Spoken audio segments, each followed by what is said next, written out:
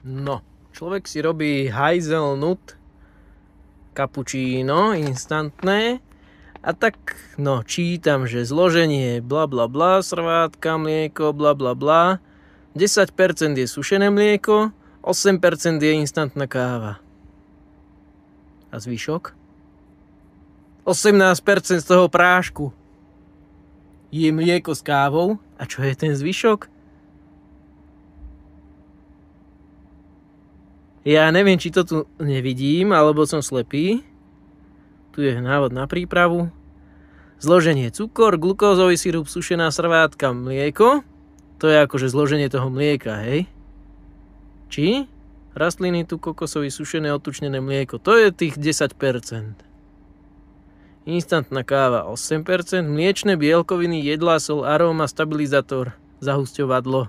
To zahusťovadlo, že by tam malo byť ten zvyšok? Ja neviem, ja nechápem. Ale akože chutiť mi to chutí. Tak prečo nie?